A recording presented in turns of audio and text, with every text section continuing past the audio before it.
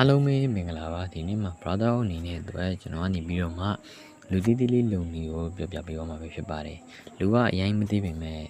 တင်းတော်လောက်တော့နည်းနည်းလေးတော့အသုံးဝင်ပြီလို့ထင်လို့ကျွန်တော်မျှဝေပေးလိုက်တာပါ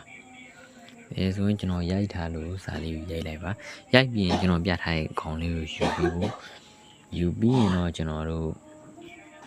ဘာဆက်လုပ်ရမလဲဆိုတော့ကျွန်တော်ပြပေးပါမယ်ယူပြီးဆိုရင်တော့ကျွန်တော်တို့နောက်ထပ်စာတစ်ကြောင်းထည့်ရိုက်လိုက်မယ်ရိုက်ပြီးရင်ကျွန်တော်တို့ယူရမယ့်လူပုံစံကိုယူရမယ်ဗျ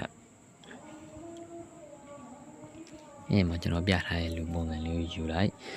ယူပြီးရင် brother တို့နောက်တစ်ခုအနေနဲ့ပြီးတော့မှစာကိုထည့်ရိုက်ရပါမယ်ဒီစာလေးတစ်မျိုးနဲ့တစ်မျိုးမတူတာမလို့ brother စာသုံးကြောင်းရိုက်ရပါလိမ့်မယ်ဒီနောက်ဆုံးတစ်ကြောင်းကကြတော့ခုကျွန်တော်ပြထားတဲ့အတိုင်းပဲရိုက်ရမှာပါ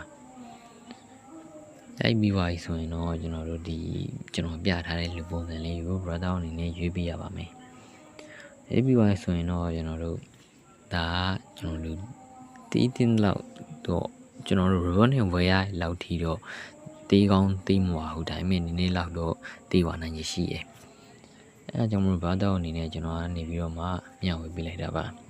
ဗီဒီယိုလေးလည်းအဆုံးထိကြည့်ပေးဖို့တောင်းဆိုချင်ပါတယ်။ကြားရင်တော့ like subscribe လေးနှုတ်ခဲ့ပေးဖို့တောင်းဆိုချင်ပါတယ်ဗျ။ဒါဆိုရင်ကျွန်တော်တို့ဒီ body ဘာညာထဲမှာဝင်ပြီးချိန်မယ်။ဒီလိုခနာကိုယ်လေးဘာလေးလက်လေးညာလေးဘာလေးပေါ့။ကျွန်တော်ပြထားတဲ့အတိုင်းလေးလိုက်ချိန်ပြီးရင်တော့ brother အနေနဲ့လူတီးတီးလေးတော့ဖြစ်ကောင်းဖြစ်သွားလိမ့်မယ်။ဒါပေမဲ့နေရာနဲ့ red report က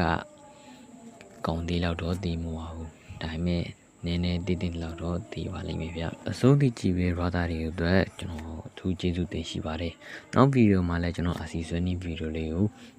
တီးတလောက်တော့ကျွန်တော်ပြန်ပြီးမျှဝေပြမယ်အားလုံးပဲဘိုင်ဘိုင်